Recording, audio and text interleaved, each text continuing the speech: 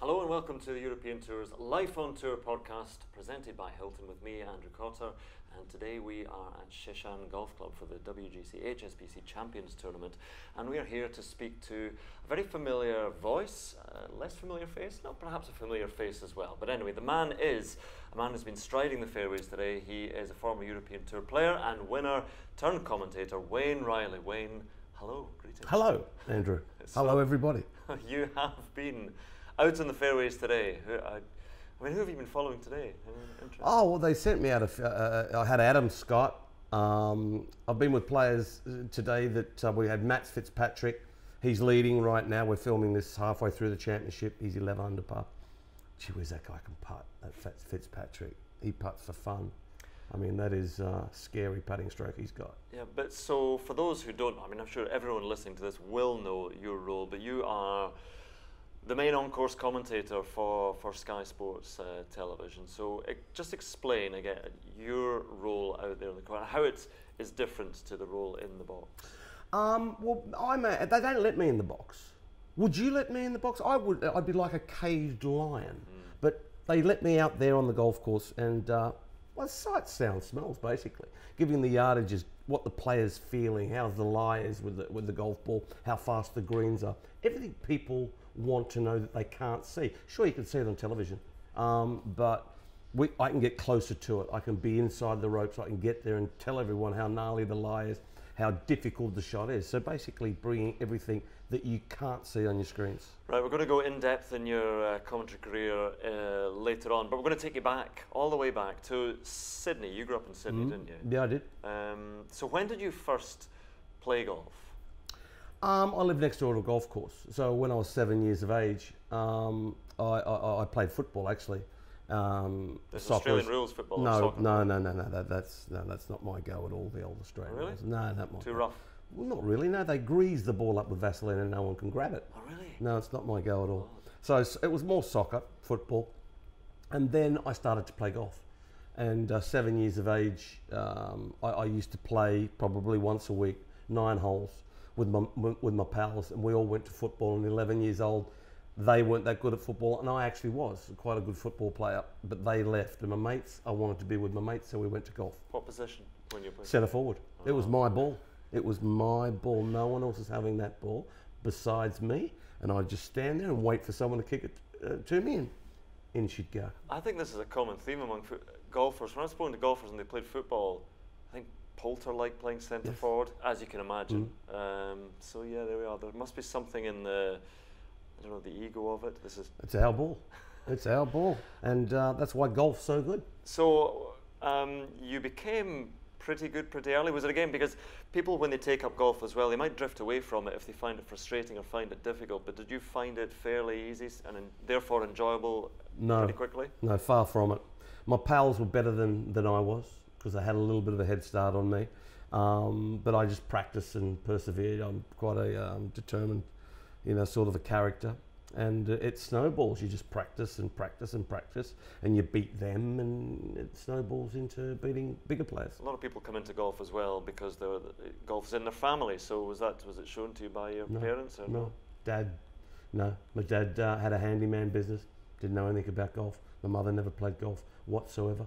So no, it was just me living next door to a golf course and having the opportunity to play whenever I wanted to. And what was golf like in Australia at the time? I don't know what it's like now in terms of, because in certain countries it is still a fairly exclusive sport or difficult to get into for some people. What was it like in where you were growing up? It was good. It was always on television. I remember that. But the thing that really inspired me was, even back in the day, was watching the Open.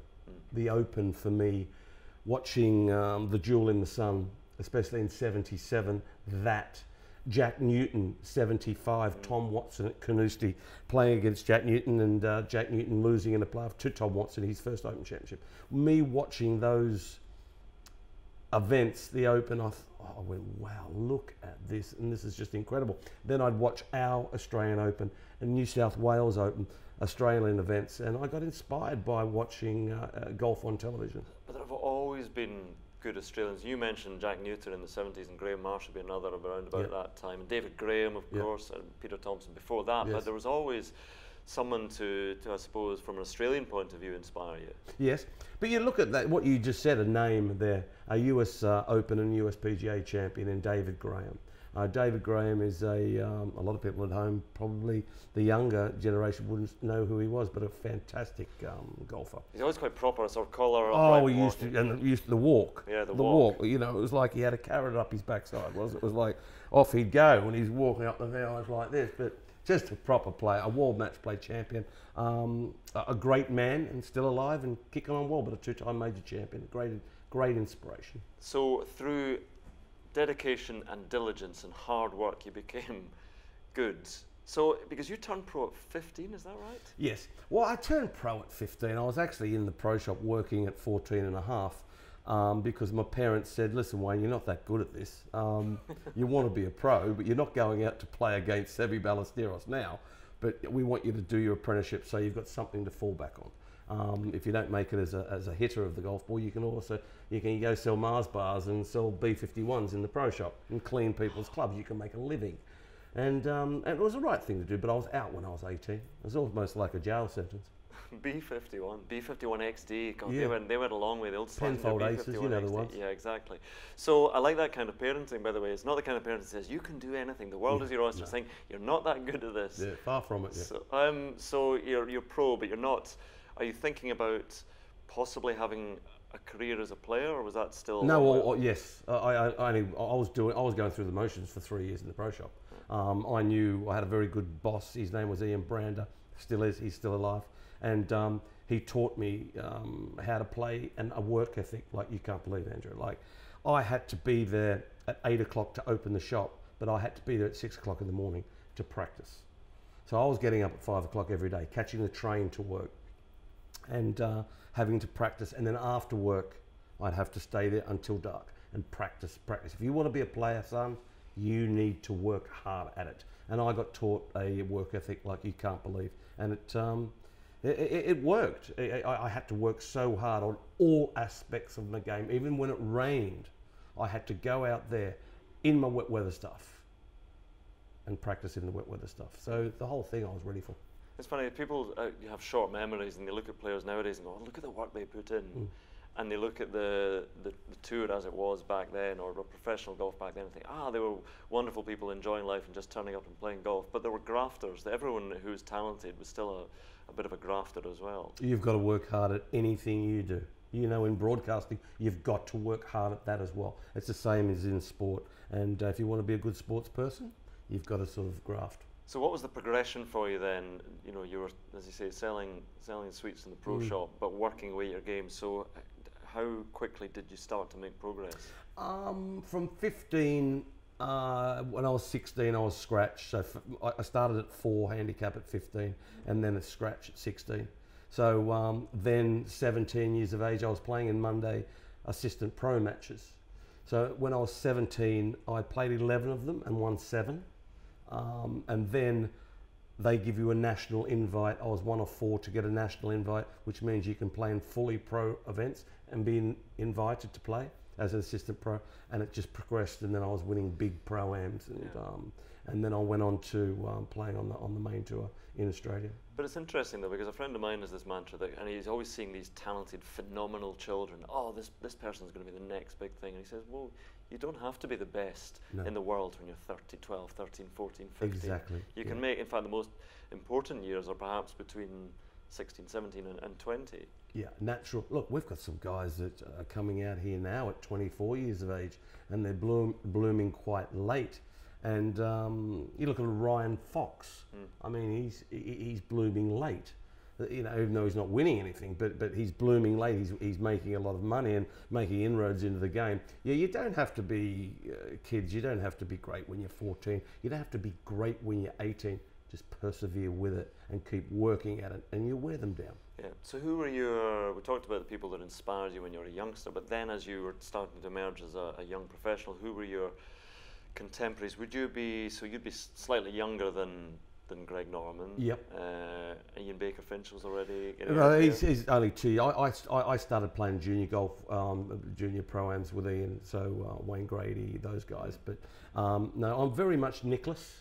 when I was a kid, like looked up to him when I was like 12-year-old. He was like the golden bear, and I'm giving it, wow, look, that's Jack Nicklaus. Then Seve came along, and I had a picture of Seve up on my wall. He just inspired me so much. The swashbuckling, charismatic. He had the whole thing. He was a dashing Spaniard. Don't get me wrong, I didn't fancy him or anything like that. But I fancied the way he played golf. And he was awesome. 79 at Lytham. All this malarkey, I was just in awe. Yeah. And do you remember that stuff? I do remember that stuff. I was quite young, but I feel I should describe for the podcast listeners that you're sort of doing the follow-through of Seve by the Stairs at 79, where he's... Anyway, I'm now doing the action without describing it as well, so this is terrible podcast stuff. But anyway, so who were when you're playing in Australia at the time, though, as I mentioned, you mentioned Wayne Grady and Greg Norman and Ian Baker, perhaps just a little bit older than you, but who were your contemporaries that you were playing with at the time? Were there anyone who went on to make it as well? Oh, God, yeah. Well, Grady and Baker Finch, they won majors. We were playing pro-ams. You know, we were travelling around in a bus. I was travelling around with those guys when we were young. You know, I was like 18. They were like 20, a couple of years older. But we were all looking on, up to Greg Norman. You know, Greg Norman's 6 years older, so he was kind of his own era, Greg. Yeah. You had Graham Marsh, he was out there with Terry Gales and these sort of guys. Brian Joneses and these guys, they were sort of that age. Jack Newton, before his accident, was a big inspiration. So there were so many. We had a dynamic time in the world of golf for a long time. Roger Davis, these kind of players were great to watch. And I don't know what's really happened to our golf, to be perfectly honest. It's gone a little quiet. Well, there are a few good ones, but you're right, you're still relying on the Adam Scotts, etc. But anyway, so you then took that path. You talk about Greg Norman, and Greg Norman took that path, a well-trodden path for Australian golfers at the time, to go to Europe and play. So is it 84 Q School you went to? I went to 84. I actually came over here in 1983, and I tried to qualify for the Jersey Open at Fox Hills Golf Club. When you said come over here, I thought you came to China. No. You know what I mean. Came over to the European Tour, and I went to qualify, and I didn't really have any money. I had like 800 quid, and I went to Fox Hills on the Monday and missed. So I arrived on the Sunday, had a practice round a Sunday afternoon, Monday, and missed. And I thought, I've missed qualifying. I haven't got any more money. So that Sunday, that Monday night, I got a cab up to Heathrow. I flew home again. So I was here for one day and went back to Australia. That was 83. So 84, I came back again, qualified for the Open Championship. Seve's year, 1984, shot 66 at the qualifying, won the qualifying against Payne Stewart, played the Open Championship. Where was that qualifying? Ladybank. Oh, Ladybank. Ladybank. And so I played in the Open, and I was unlucky. I made the second round cut. But that was the last year of the last year of the 2-round cut. It was a 3-round cut then. Yeah, people don't remember these 54-hole So I was a bit, I wasn't happy that there was a 3-round cut. Yeah. So I missed it, but I still got paid. And there was nothing else for me to play. And then so I went home after that Open, the first Open, and 84, and I went back to Australia, and I played in a Pro-Am series, which the next Pro-Am I played over 36 holes. I won by 13. So I was going quite well, and I was kicking along. So then it all started, really. Okay. So can you explain a little bit about what the European Tour was like in the 80s, and the lifestyle as well, as you're sort of trying to make your way in the game as well? Because people always talk through sort of rose-tinted spectacles and nostalgia of it, that it was great fun. So I'm sure it was difficult, but there were pretty good times out there as well. Too good a times. We had good times, yes. It was, it was different. It was different. We weren't playing for a lot of money. In 1985, well, I got it in 84, my card. 1985, I remember about my 4th tournament. I ran 3rd at the Car Care International at Leeds at Moortown. And I ran 3rd, and I won 3,000 quid. I mean, I'm like, 3,000, even then it wasn't a lot of money. And I'm kind of going, well, this will last me a couple more weeks. And you'd play week to week. That's what it was. It wasn't a get richer. So if you miss a cut, you were going to have a good time. And there there wasn't a shortage of people to have a good time with. It was just the way it was.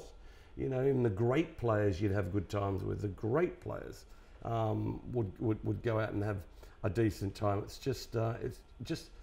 It's a bigger business now. And back then it was big business. We thought it was big business, but we were minnows in the game, really. Did you believe that you could compete at the top level? Did you always feel, when you talk about the fact that you didn't have an outstanding talent as a youngster and you were a grafter, did you always feel that as a player, that you were a good player, or did you believe you could compete in majors? I don't know. Back then we only had a chance really to compete in one major, and that's the Open. It was very difficult to get in the Masters. You had to finish like in the top 5 in the tournament in Europe, and you're playing against Woosie, you're playing against Seve, you're playing against Lyle, you're playing against Faldo, you're playing against all these guys, and you've got to beat those guys to get into the Masters. It was a totally different deal, and no, not really. You were hoping, Andrew, you were hoping that you had a week out and you'd win something like that, but it was very difficult to get in these events, and you know, it's I can't sort of. You look back, and you'd dream. You'd basically dream that you could play in these events, let alone win them. That was a different story. I mean, one of your greatest wins, I don't know, you maybe tell me what was your greatest win. Wasn't in the European Tour, but was back in Australia, the Australian Open in '91. Mm. And you look at the names who have won that trophy, and that's I mean, the Australian Open is still, and always has been, a big deal, and Nicklaus and Palmer and Player and whoever it might be have won that. So to win that, was that the greatest thrill in your... Yes. To win that, to win the Australian Open the way I did, a bird in the last 3 holes, and you know, the 3 of the major champions of that year there, because we hold that in December.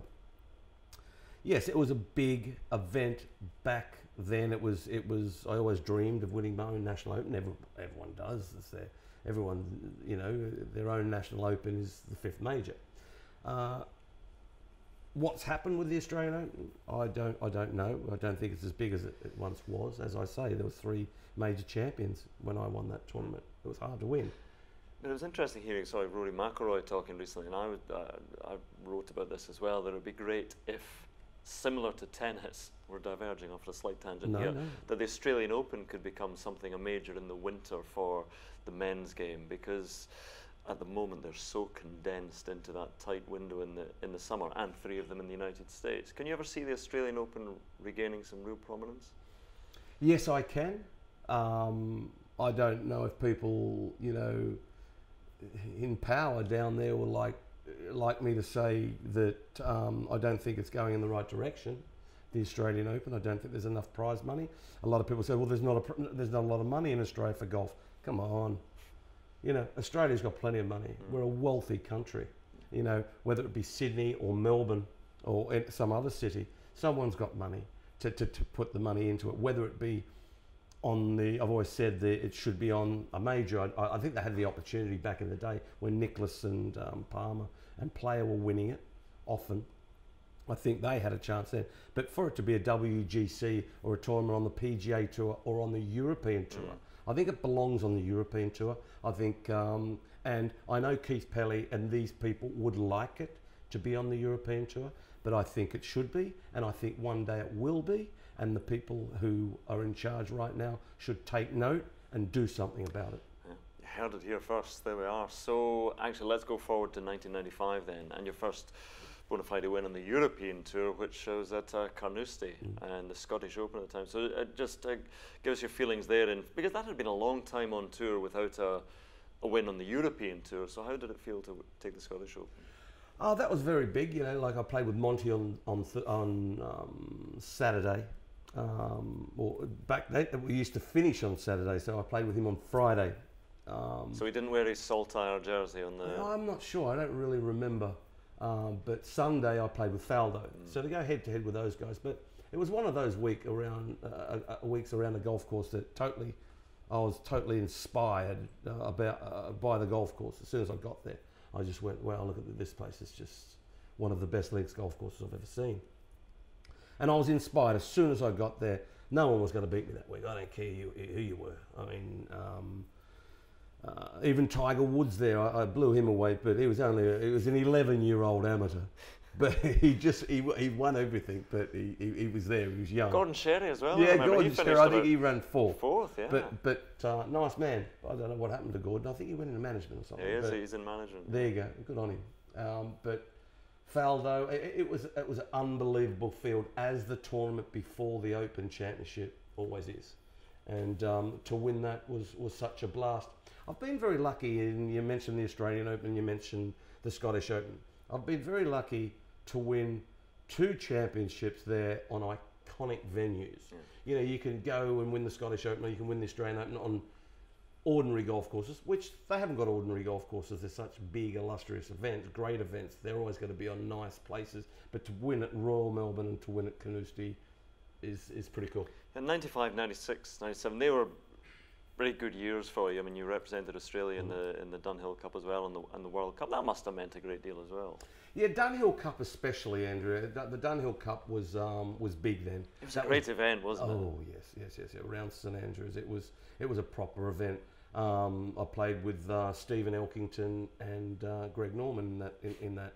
So to be in a team with Steve Elkington, a major champion, and Greg Norman, a major champion, and there was me, and I'm sort of like, you know, I'm in this, so I've earned this. So yeah. I'm playing in the Dunghill Cup. It was very, very special, especially growing up watching the Dunghill Cup, because it was always grey in Scotland. I thought, oh yeah, that's pretty cool. I'd like to go there and do that, and I did. I wore the green. And how do you get on with Greg Norman? Just a mention of him there, because he's such an iconic figure in the game. But I think I remember you interviewing him, and he's going, "How are you, Shark?" Because you're just on good terms with him. You've always been good friends with Greg Norman. Greg, I haven't seen Greg for a while now. Obviously, he's very busy, and I'm doing a lot of commentary all around the place. But yeah, Greg's been very, very good to me. I used to play practice rounds with Greg, and he used to give me a lift on his plane, very kindly. I went fishing with him to his house in America, and he was great. He was the Pied Piper of Australian golf, and I was lucky enough to call him a friend, and still am. And this is perhaps nostalgia as well, though, as you look back at, you're talking about 7, you look at Greg Norman, because you knew when you watched Greg Norman it was going to be an adventurous ride, and he looked great, and he might play brilliant golf, and then he might just disappear off into the ether, but it was always exciting to watch him. Both of them, Greg Norman and Seve, you mentioned those two guys. You could sit in the locker room and the door behind you could slam, and those two guys, you could smell them. You could just, they reeked of charisma. All right. You just knew it was them. Yeah. And it was, they had something very different, as Nicholas, you know, did, and Watson. These great players seem to have charisma, and they all have great names as well, don't they? They're just great. Would you have given yourself a different name? Would you, if you could have chosen a name? Oh no, not really. How did you get the name? Wayne Riley's called. But Radar is. My parents for it. People know you as Radar. I remember Mike Reed, great American player, who nearly won the USPGA and the Masters in '89. But he was Radar because he was straight. But that's right. Not where. No. Go on, explain. No, I'm very MASH. Yeah. Radar O'Reilly, little fat guy with glasses, and funny looking hat. But second name Riley, Radar O'Reilly, and it started back in Australia. I was down playing on the Murray region of Australia, nice area, great golf courses down there. A place called Cobram Barooga, and I was sitting one night around a campfire where we were all staying in a caravan park, basically renting caravans, and these kids started to pick on me, really. And they said, "Oh, you're Radar, Radar O'Reilly." I said, "Oh yeah, good on you, okay." And it just stuck, and I didn't mind it. The first 3 months of it, I thought, "Oh, I'm not liking this really." But then, as I saw these guys and started to kick their butts at golf, and I could see they were a bit embarrassed, I said, "Well, thanks very much for naming me that, big fella." Exactly, Radar's go away and hit some more balls, because you can't play a lick. It's quite a cool name, actually, Radar. Yeah, it's all right. It's fine. So there we are. So I've been called worse. Exactly. They could have called you much worse, and that might have stuck. So '96, you won in Portugal, and again, what were your? Did you have different ambitions then? Because you won in '95, '96. Were you trying to set your sights slightly differently and thinking you could go on and do more? No, I just won the Portuguese. At that time, I was playing very well, and I was so dedicated to the game. And I won in Portugal. I won very easily. I mean, I remember going up about the 27th hole there, and I was 7 in front, which is quite weird. You don't see that very often. and I was playing unbelievable golf. But to go on to win that, and it was great. And you know, I won 4 national opens. But the thing is, I could have done so much better. And I look back, and I think that was the last tournament I won. Yeah. And it's like, you know, I kind of like, and I stopped playing in around 2002. How old were you then, 2002? 40. I stopped very early. And well, why was that? Well, I got to 40 because I started so young. He's talking 15 years of age. I found there was a lot of burnout. I didn't get excited to get up in the morning and go and practice as much. And then the young guys are coming and, you know, they're grinding on the range like you once did, and they start to beat you. You know, so I kind of just went, nah, well, it's time to do something else, and that's what happened. It's a little disappointing now sitting here with you, looking back on it, but you also look at it and you go, well, I did better than most, and you know, it's just the way it was. It was just something that happened. Yeah, so you don't look back with regrets, thinking I could have got more out of my game. Oh, I certainly know I could have, but I would have had to done the whole thing totally differently. You know, it was, you know, pubs probably should have locked at a different time, probably, and restaurants, and there's marriage, and there's divorce, and there's life. Life. There you go. Life gets in the way. Yes. Yeah. So how was the transition then from, did you have any idea what you thought you might want to do when you stopped playing? How was the transition into the media? That was a very interesting time, like, because I went back to Australia, and as soon as I went back there, I bought a golf course. I bought a 9-hole par 3 golf course. As you do. And I ran that for 18 months. I did the whole lot. Well, I had a greenkeeper, but I helped and did all that. And that was successful. And then Channel 7 in Australia came and knocking, and they said, will you come and do some commentary? And when they did that, I went, you got the wrong guy here. Are you sure it's Wayne Riley, not Wayne Grady or someone like that? They said, no, we want you to do on-course commentary. I said, okay. So off I went. And the first day, I went up the first hole at Huntingdale in the Australian Masters. And Lindsay Stephen and Wayne Smith were standing behind me, going up the first hole. And I went, what are you two doing here? They said, we're out here to learn off you. I went, this is the first hole. So as soon as I looked at them, I went, they've been sent out here in case I screw up here, so they can take over. So that made me so determined to succeed at it. And then off I went, and I didn't find it difficult whatsoever. And you were always on course. Always. And were you given, what advice were you given, or were you just said, be yourself within certain parameters, just go there? No advice whatsoever. That's the best way. They just absolutely strapped me into my stuff and gave me a mic. Go out there and do your stuff. I said, well, I thought to myself, well, what stuff? And because I don't really know what I'm doing, there's your switch, there's on and there's off. Speak when I tell you. And what the people that don't know about on-course commentary, I hear a few voices in my ear. You hear a producer, but you also hear a guy that says fade radars mic up. That's basically what happens. And it's my turn to speak. As soon as the commentators in the box stop talking, which sometimes is very difficult to get those guys to stop talking. Yeah. But and then we go, and you shut up once you're done. So once I got it, once I got what it was all about, you know, it was just talking about golf, and I found that easy. But having done both on course and in the box myself, I know that on the course it's quite difficult to, as you said, the guys in the box, they like to hold things and control things. So it's difficult to not make a name for yourself, but actually get your character out there, because you get tiny little windows to speak in. But you were quite easy about getting a bit of character into the role. Yeah, I like to bring myself to it. You know, it's not, I don't try to go out there and put it on. You know, it's golf. Let's all just get with the program here. It's a game of golf. It's not life or death. No one's dying. There's worse things that are happening in the world, and let's have some fun with it. Let's enjoy ourselves. Sure, when I first started, especially with Sky and over here, you kind of think, well, a lot of people went, whoa, you know, we haven't seen this, and they said that to me. I said, well, this is the way I do it. This is the way it is. I'm not going to change and try to be someone drab because you're telling me to be drab. I'm not going to be drab. Yeah. So I brought myself to it, and it seems to be going all right. And how did the move to Sky happen then? And when did that happen? Well, actually, you know, because I'd worked 2 seasons with Channel 7 down in Australia, I rang Richard Boxall, who works for Sky.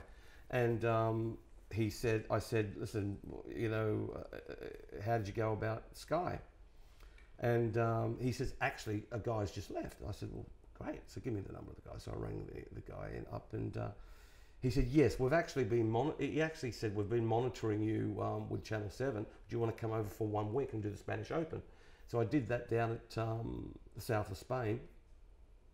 And I went home after that first week, and then as soon as I landed in Sydney on the Tuesday morning from flying out of Heathrow, he rang up and said, mate, you want to come back, you know, straight away, we've got 8 events for you.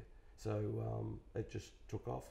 Even that year I did the Ryder Cup for radio, and so straight away I got a spring in my step, a boost, an injection of confidence that I could do it, and people were starting to take notice of it, especially the hierarchy. What do you think your role is to do? What do you think, if you're trying to do one thing out there on the course, what are you trying to do? I'm trying to bring what the punters at home, the people at home can't see. I'm trying to explain what people are trying to do. I'm trying to bring sight, sounds and smells. I'm trying to bring everything that you can't see on your screen, and how he's trying to play the shot, why he's trying to play the shot, if it's the wrong kind of shot, if it's the right kind of shot, the risk factor, the rewards, everything that you can't really see. And that's what I feel it's all about. Look, I don't want to hear some guy telling me it's an uphill part and it's downhill part, and there's more to it than that. You know, we want to bring everything to it that these people can't feel. Sitting in their lounge chairs at home, we want them to feel what we're feeling here in China. And golf is, sports broadcasting is entertainment, yes, after all. 1000%. Yeah. It's interesting. Are there any I mean, you do your own thing, but are there any other broadcasters that you quite like listening to, or quite, when you're watching sport, quite like listening to? I like you. I was watching you. I was listening to the other day the athletics, and I was just off camera, ladies and gentlemen. I was talking about how does Andrew Cotter get these names right when they're running the 400 and you're getting all this stuff. Now that is a discipline. You know that. You worked hard to do that, and I work hard to do it. We both work hard to do that stuff, but I couldn't do what you're doing, like Richie Benaud. Oh yeah. Look, we listen to, you know, golf, Peter Ellis, Henry Longhurst. I mean, Henry Longhurst with 1979. Well, this is a game that I'm not familiar with, or something like that. It was like bizarre. It's just a nice line. It's observation. It's just the whole lot. There's so many broadcasters. Ray Warren, who does rugby league back in Australia. There are so many broadcasters that I admire. And you know, as soon as you think in broadcasting you know everything, it's over. You know, you can keep on learning. You know that. Yeah. Do you have fun out there as well? Not on the course I'm talking about, but when you're actually travelling the world, because people think, people think it can be a glamorous lifestyle, and it's not really. It's a fun job, but there's a lot of travel involved, a lot of hotels, so you've got to have good company around you as well. You certainly do, but I'm getting to an age now. I've just turned 57, and sure, when I started at around 44, 43, I forget which one, but yeah, we used to have a good time. You go to nice restaurants, you sit there, and but that's totally changed now. I mean, I'm sure I might go out 1 or 2 nights, but that's even changing. I'm more of a homebody now. Yeah.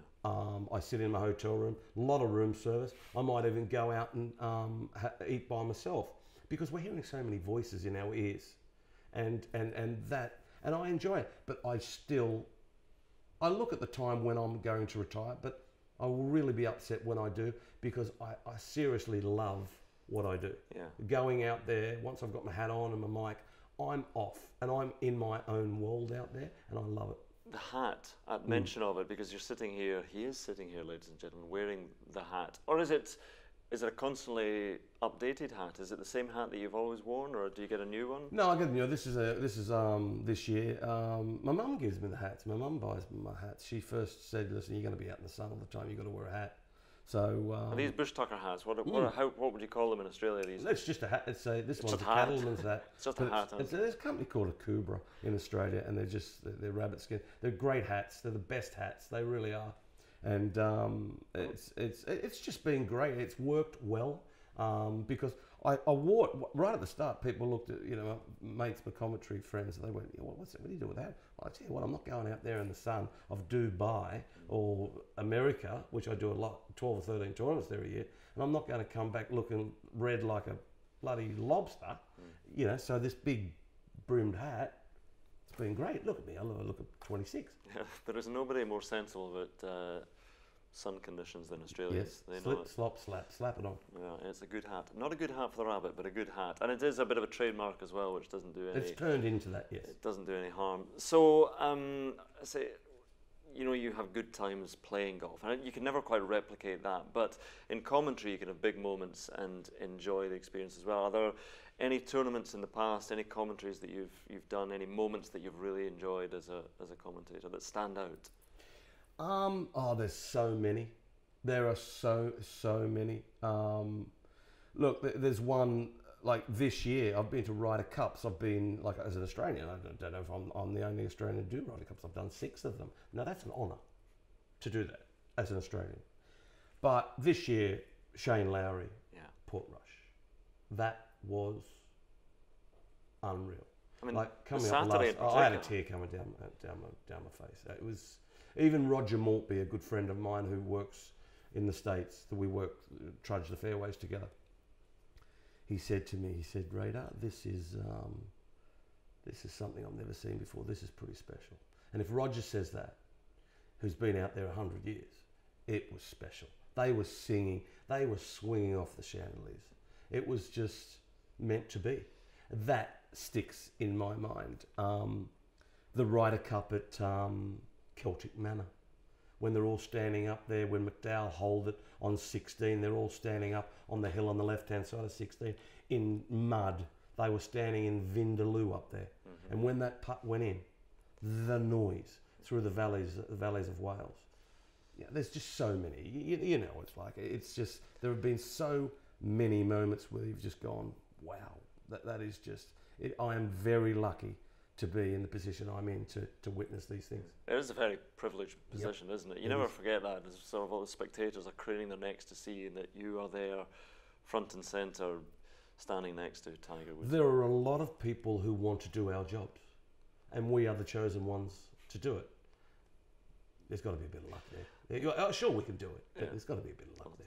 Large elements of luck for all of us. But anyway, so I mentioned Tiger Woods. So when you're with the players and they're in their zone, and you have to accept that you're no longer a player, you're there to do a very different job, but you can have a word or two with them sometimes in the lighter moments? Yes, but I've never been any different for the 14 years I've been doing it. I wait for them. I don't go near them. I've seen commentators go and stand up in the seat and start talking to them. I cringe. Yeah. I say, listen, idiot, get off the tee, go away. They don't want to talk to you. They're only being polite, trying to talk to you. Don't go near them. They will come to you and talk to you when they feel as though they want to whinge and whine or ask you about something. And what the cut line might be. Just talk about whatever. And they just want to get away. And I get a lot of them coming to me. And sure, I'll have a chat with them then, but look, I'm not going to go into their office. You don't go into the mayor's office and start chatting to the mayor, do you? No, I wait for them to come to me, and rightly so. So who are the players you admire most out here? Of the current crowd, playing around just now. How's Tiger going? Yeah. This guy is...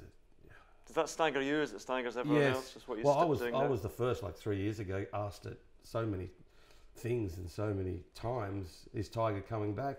I'd go, well, I can't see it. I can't see. This guy's had 4 back surgeries, 6 knees, and whatever it is. He's had his troubles. We've all had our troubles, but and then he comes back, and you look like, whoa. And then he started to hit it right, and he was losing height when he came back. The whole swing was wrong, and then it started to get better. And then I was walking the 18th fairway. I walked the whole win at East Lake. And I remember at the 16th green, he came up and he was sweating, he was hot. He says, it's quite hot, isn't it? I said, yeah, it's quite hot. And he looked a little nervous, but he got it done. And why wouldn't you be nervous? And then the scenes down the 18th, Tiger Woods. Yeah, he's one that's just he's a standout, Tiger Woods now. But you look at all these young players. It's they're for Rory McIlroy.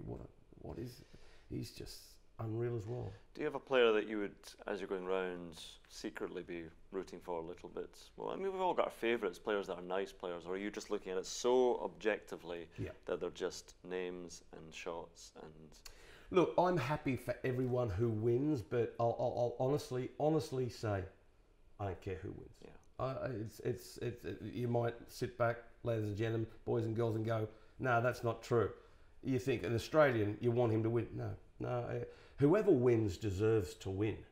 And you've watched him all day on Sunday, if I'm with the group that wins, and whoever wins deserves to win. And I don't get upbeat. I just shake my head and go, mate, well done, and off I go, walk back to the compound and hang my hat up. Now, what about the state of the game? Because again, we talk about whether it was Seve or Norman, whoever it might be, characters of the past, or impressive players with great auras in the past. Do you see today's crop as being as, I don't know if engaging is the word, but can they be as entertaining as, or are we looking back again through those rose-tinted glasses to see players perhaps, you know, there may have been as many boring players back then as there are now? No, it's a very good question. Look, no, I think that Tiger has it, Phil has it, these guys have it, Rory has it. I think Justin Thomas has it, but Ricky has it. But there are so many really great players now that haven't got the pizzazz that players of the past had. Even, look, everyone looks at Faldo, and you know, I find him a great commentator. But back in the day, people thought that he was a little boring. He was far from it. He had a charisma. He just was so tunnel visioned and so focused on what he was doing. You know, people went, oh, he's dull. He's not dull. You're just sick of him whipping you every week. He was just one of those players. And, you know, to win 6 majors. But look, the charisma isn't there now. But look, they will come along. We will get... Look at Stenson. Yeah. He's got it. We've got them, but geez, we've got a lot of boring buggers as well. What about the equipment the boring buggers are playing with as well? Because the game has changed since you stopped playing, has changed immeasurably. It's a game played way up there in the air now and a long, long way down the fairway. So do you think that's for the better, for the worse? It makes golf courses obsolete, some of them, but yeah, I like it all. I think it's all great. I like the golf ball flying off and you know, these drivers with the trampoline effect. And look, it's great to watch. They're shooting 20 under par. And so you quite like the boomers game rather than a bit of craft, a bit of shaping the ball? I like it, but I'll tell you, we're at a golf course here this week that's long, and they're saying it's a driver's golf course. But what they've done, they've pinched the fairways in. That's what we have to do in the game now, especially in the States. In Europe, we've got it down pat. The fairways aren't as wide. Especially when we go to links golf and we go to Holland and we go to Switzerland, the fairways are pinched in. You can't just drill it down there 320 because you're going to find yourself in the rough, where the fairways over in the States are so wide. I think we've got to learn to narrow the fairways a little bit, and I think it'll solve a lot of problems. Yeah. Listen, one other thing you do is you do occasionally do the interviews as well at the end of rounds. Quite often you do them. So are there players you look forward to interviewing and players you don't necessarily? Because I remember players like, oh, this is going to be slightly hard work to interview this player. Well, I've done a lot of interviews, and no, it doesn't bother me who I interview. The only one was here in the HSBC about 4 years ago, 3 or 4 years ago. Matsuyama won, and his translator was there. And I wouldn't let the translator talk. Oh, right. So basically the whole interview was me asking a question and Matsuyama answering in Japanese. Okay. So it didn't go down too well. So some people understood the questions entirely. But, Some people understood the answers entirely. Our presenter back in the UK, David Livingston, bless him, one of the greatest presenters of all time. He just finished the whole show with, well, we didn't know Radar could speak Japanese. So it was an interesting time. And which event do you look forward to going to most of all? Because some events, I mean, and again, we're a bit mercenary about it. Sometimes we like it because we know it's a nice hotel or it's going to be a good week for that reason. But is there one week that you really look forward to? Which one, when I get my schedule, which is next week, which one do I look, is on there first? Yeah. The Irish. Really? Yep. Okay. No matter where it is in Ireland, it's... I couldn't care less. We could do it around Dublin Airport. I couldn't care less. Okay. They're all mad, and I fit right in. Yeah. Yeah, exactly. You're considered actually one of the dull I think it's the greatest event, and the people, the glimmer in their eyes that when they see the superstars of the game in their Rolex Event Championship, the Irish Open, the Dubai Duty Free Irish Open, you've got to love them. They just love it. Do you feel you're back among your own folk in Ireland? I don't know, but I just feel when I go to somewhere. Look, I love all events. I get asked that question all the time. But where do you love going to? And I just look straight away, and I just go, yeah, well, there it is. It's Ireland. Yeah. So what are your ambitions now for the next 5 or 10 years or something? Just to try and keep on doing the job and enjoying the job, or anything in particular that you have set as a goal going forward? Not really. Keep on doing. Just keep on getting better at what I do. I mean, who knows who's going to have golf and Sky, it's been great, but you've got to also understand that there's going to be younger guys and people who aspire to take your job. You've got to keep those people at bay. You've got to sort of give them a kick in the ribs and say, okay, come and get it. What do you got? But that's going to happen one day. You're not going to be here forever. But a few more years would be nice, man. It's a ruthless business, right? So you have what, 4 children? The golfers? Yeah. Oh, yeah. No golfers. Joe, my son there, he's 18. He's in the that music. No. Oh, it's like. I have no idea what it was. That was like acid jazz. Well, there you go. But I play golf with him. But he's a solid 19 handicapper, and I'm happy with that. Yeah. No, he's like, I take him back sweaters and all that sort of stuff. Dad, I'm not going to wear that.